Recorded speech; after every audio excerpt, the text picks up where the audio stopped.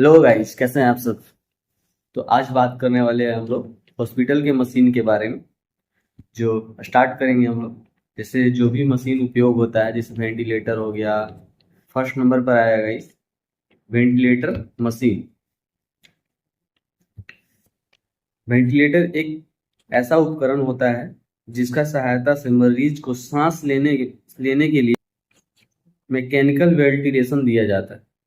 मतलब वो मशीन से ऑक्सीजन को दिया जाता है, इसलिए उसको मैकेनिकल वेंटिलेशन कहा जाता है।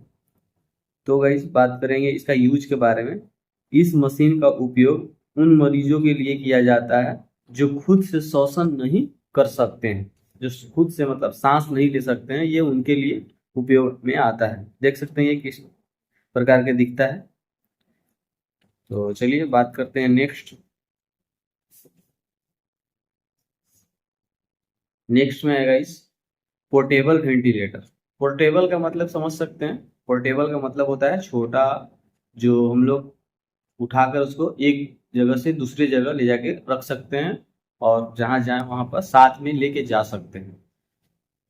इसका मतलब पोर्टेबल वेंटिलेटर का बात करें, यह पोर्टेबल वेंटिलेटर होता है, इसको आसानी से एक जगह से दूसरे जगह ले जाया जाता है। बात करें इसका यूज का, इस वेंटिलेटर को लंबे समय तक इस्तेमाल किया जा सकता है। जैसे मान लीजिए कोई मरीज है, अब हॉस्पिटल में आएगा तो एक 2 घंटा या 4 घंटा वेंटिलेटर के द्वारा बड़ा मशीन होता है, क्योंकि हॉस्पिटल में ऑलरेडी मरीज आते रहते हैं, तो वेंटिलेटर उतना अवेलेबल नहीं रहता है, क्योंकि एक हॉस्पिटल में कितना ज़्यादा होगा। तो इसलिए क्या होता है कि पोर्टेबल वेंटिलेटर दिया जाता है। किसी को घर पर ट्रीटमेंट करना है, अब उसको हॉस्पिटल में ज़्यादा खर्चा पड़ रहा है, तो क्या करेंगे, एक ventilator machine, portable ventilator machine खरीद के और वो अपना खुद लगवा लेंगे, ताकि ये सस्ता पड़ेगा। क्योंकि मरीज अगर हॉस्पिटल में रहेगा तो उसका खर्च बहुत ज़्यादा आता है, उसका जो चार्जेस होता है एक दिन का बहुत ज़्यादा लगता है, इसलिए वो खुद मशीन खरीद के अपने घर पर लगाते हैं, ताकि इस वेंटिलेटर का यूज भी हो और उसका ट्रीटमेंट भी हो। क्योंकि किसी किसी को महीने 2 महीने 3 महीने की जरूरत पड़ता है। इसका यूज के बाद इस वेंटिलेटर को लंबे समय तक इस्तेमाल किया जा सकता है। मतलब ये है कि लंबा समय अगर यूज करना है तो बेकायदे है कि ये हॉस्पिटल में उतने दिन तक एक इंसान को लगा नहीं रहेगा, क्योंकि और कुछ ऐसे पेशेंट भी होते हैं जिनको 1 घंटे 2 घंटे 4 घंटे की जरूरत होती है। इसलिए ये लगाने से बेहतर होता है खरीद लेना। तो चलिए हम लोग बात करते हैं आगे नेक्स्ट। बात करते हैं तीसरा नंबर, डिफिब्रिलेटर। तो बात करते हैं, आपातकालीन स्थिति में डिफिब्रिलेटर हृदय को इलेक्ट्रिक करंट प्रदान करता है, जिससे वह पुनः क्रिया करने लगे। मतलब अगर किसी भी हार्ट हो, कोई कोई भी ह्यूमन हो या इंसान इंसान हो, तो उसे क्या करेंगे, अगर उसका हृदय अगर धड़कना बंद हो जाता है तो क्या करता है, ये इलेक्ट्रिक शॉक देता है एक तरीके का, जो वो दोबारा से पुनः थोड़ी देर के लिए रिसेट होके वो काम करने लगे हार्ट। तो चलिए इसका यूज के बारे में बात करें। जब हृदय अपनी धड़कन खोने लगे तब इसका इस्तेमाल किया जाता है। जैसे मैंने बताया कि अगर सांस रुकने लगता है या धड़कन अगर बंद होने लगता है तो इलेक्ट्रिक ये शॉक देता है। चलिए नेक्स्ट बात करते हैं हम लोग, इमरजेंसी कार्ड। तो भाई इमरजेंसी कार्ड यह एक ट्रॉली होती है जिसमें इमरजेंसी दवाइयाँ और इमरजेंसी इक्विपमेंट रखे जाते हैं। जैसे एक होता है, जैसे हम लोग बोलते हैं घर में किसी जरूरत सामान रखने के लिए अलमीरा होता है, उसी टाइप के एक इमरजेंसी कार्ट होता है हॉस्पिटल में, जिसमें इमरजेंसी ड्रग, इमरजेंसी इक्विपमेंट और भी चीजें, जो सिरिंज हो गया, इमरजेंसी मेडिसिन हो गया, स्टूल हो गया, जो मतलब यूज हो सके वहां पर। जैसे अगर मरीज सीरियस होके आता है तो उसको पर्ची लेकर हम दवा खरीदने के लिए अगर भेजते हैं तो टाइम लगेगा, उसको अर्जेंट देना है, इसलिए ये रहता है हॉस्पिटल में, हर एक हॉस्पिटल में रहेगा, और इसमें सारा इमरजेंसी सामान रहता है। तो बात करते हैं डायलिसिस मशीन। जो गई डायलिसिस मशीन जो होता है, यह मशीन उन मरीजों के लिए होती है जिनकी किडनी ठीक प्रकार से कार्य नहीं करता है।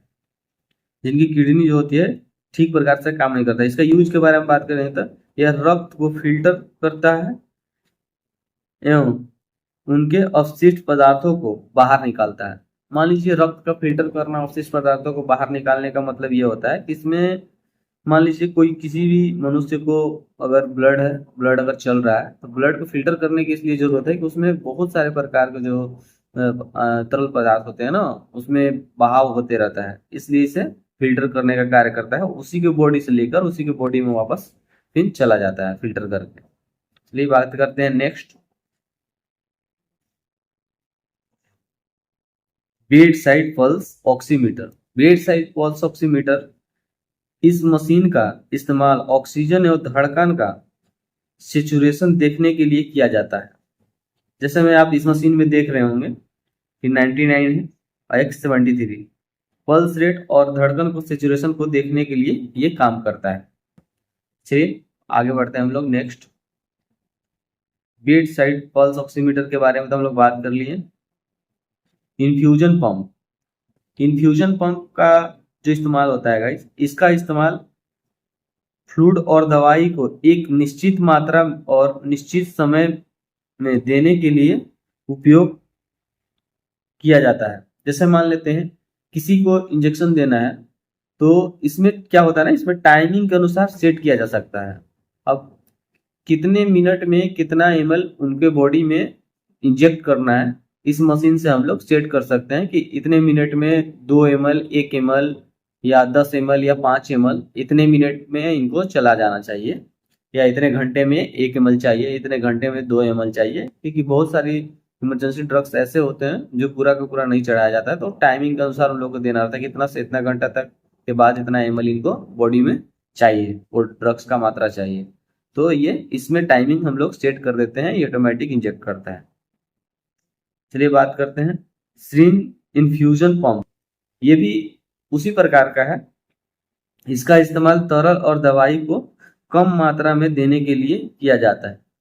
मान लीजिए कोई इंजेक्शन है हम लोग देते हैं, तो हम लोग को अगर देना है, मान लीजिए हम लोग को देना है 1 ml या 1 ग्राम, 1 ग्राम देना है, मानते हैं 1 ग्राम अगर देना है किसी को, 1 ml है या 2 ml है, तो हम लोग को कितना टाइम, मान लीजिए उसमें टाइमिंग था और इसमें कम देना है। अगर एक वाइल खोलते हैं उसमें अगर इंजेक्शन है तो टोटली नहीं चढ़ाना है, हमको कम देना है। उस वाइल को खोलिएगा तो खराब ही हो जाएगा ना, इसलिए पूरे इंजेक्शन को उसमें लगाया जाता है और इसमें इसमें लगा दिया जाता है सिरिंज को, देखिए इस प्रकार के, और फिर ये ऑटोमेटिक पुश करता है और इंजेक्ट करता है। इसमें भी सेटिंग होता है, इसको भी सेट कर सकते हैं अपने अनुसार, टाइमिंग के अनुसार। चलिए बात करते हैं नेक्स्ट, कलर डेवलपर मशीन। तो कलर डेवलपर मशीन का यह यूज है, यह एक ऐसी मशीन होती है जिसकी सहायता से वेसल्स के अंदर उपस्थित प्रवाह एवं उसका रास्ता देखने के लिए किया जाता है। तो गाइस इसका जो इस्तेमाल होता है गाइस, प्रवाह एवं उसका रास्ता देखने के लिए, मतलब ये किस साइड ब्लड फ्लो हो रहा है, किस साइड नहीं हो रहा है, ये देखने के लिए कार्य करता है। तो चलिए हम लोग आगे बढ़ते हैं, बात करेंगे ABG. ABG arterial blood gases. ABG का फुल फॉर्म होता है आर्टेरियल ब्लड गैसेस। धमनियों के रक्त में कितनी गैसेस उपस्थित हैं, इस मशीन की सहायता से हम पता लगा सकते हैं। ये इस मशीन की सहायता से धमनियों में मतलब कितने गैस मौजूद है, इसको पता लगाने के लिए इसे उपयोग करते हैं, आर्टेरियल ब्लड गैसेस। चलिए नेक्स्ट, डीबीटी। डीबीटी का फुल फॉर्म है, डीबीसी का full form deep vein thrombosis pumps.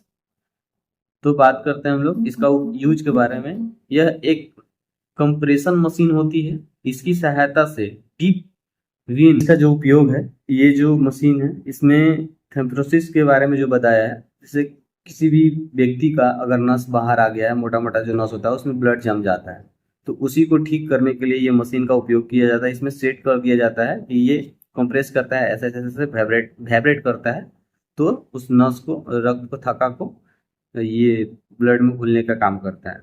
किसी किसी का जम जाता है, इसलिए इस क्या बोलते हैं मशीन का उपयोग करते हैं हम लोग। चलिए बात करते हैं हम लोग नेक्स्ट, एक आता है सक्शन मशीन। जो सक्शन मशीन होता है, इस मशीन की सहायता से हम हवा के रास्ते को साफ किया जाता है। जैसे हवा का रास्ता है, मुंह जो है, अगर हम कुछ खा रहे हैं तो अटक गया हो, नहीं निकल पा रहा हो, या वोमिटिंग हो रहा है वो अटक गया है, मुंह में रह गया है, या ब्लड बलगम लार वगैरह ये सब है, तो उसको कैथेटर के द्वारा सक्शन मशीन में लगाकर उसे साफ किया जाता है। अब तो ये बहुत पुराना है मशीन जो डाला हुआ है, ये इसके बहुत सारे अब नए वर्जन आ गए हैं इससे अच्छा से, तो ज़्यादातर अब वो सब यूज होता है। ये पुराना है, बाकी अलग अलग प्रकार के आते हैं, आप लोग देख लीजिएगा। करेंगे नेक्स्ट, जिसका नाम है मल्टीपल पैरामीटर। मल्टीपल पैरामीटर नाम है, इस मशीन की सहायता से शरीर की कई गतिविधियां देखी जा सकती है, जैसे में SpO2, blood pressure, respiration, heart beat. जैसे आईसीयू में जाइएगा तो मशीन जो होता है ना, आवाज करता रहता है टे टे टे टे, तो ये इस मशीन का उपयोग होता है। देख सकते हैं आप लोग के सामने, इसमें सारा चीज बताते हैं। SpO2 बता रहा है, बीपी बता रहा है, देख सकते हैं, ब्लड प्रेशर जिसको बोलते हैं, बहुत सारी चीजों को कवर करता है, इसलिए इसे मल्टीपल पैरामीटर कहते हैं। तो चलिए नेक्स्ट बढ़ते हैं, आगे बात करते हैं गाइस हम लोग नेक्स्ट, जो होता है बाईपेप। बाईपेप का फुल फॉर्म होता है by level positive airway pressure. इसका इस्तेमाल मरीज में श्वसन को नियंत्रण बनाए रखने के लिए करते हैं। बात करते हैं उसके यूज के बारे में। इसका इस्तेमाल मुख्य रूप से COPD के मरीजों में किया जाता है। मान लीजिए जैसे कोई मरीज है, वो सांस लेने में उससे दिक्कत हो रहा है, तो गाइस इस मशीन को कोविड-19 में बहुत ज़्यादा यूज किया गया है, और ये हमेशा इसे सांस या श्वसन रेस्पिरेशन में जो दिक्कत होता है नियंत्रित बनाए रखने के लिए कार्य को करता है ये। तो चलिए बात करते हैं हम लोग नेक्स्ट। इसमें क्या है, इसकी ब्रीदिंग पैटर्न अगर बिगड़ जाता है तो ये काम आता है। और इसमें से देख सकते हैं ये जो मशीन है, इसमें जो लगा हुआ है, इसमें से हवा आती है और जाती है, आती है और जाती है, इसलिए इसको ब्रीदिंग पैटर्न बिगड़ने पर बहुत ज़्यादा कार्य करता है। और भी ऐसे समस्या हो सकते हैं जो जिसमें ये कार्य करता है। चलिए आज के लिए इतना ही था, और फिर मिलते हैं आप लोग से अगले वीडियो में। वीडियो को लाइक कीजिए, सब्सक्राइब कीजिए चैनल को, और शेयर कीजिए। Thank you.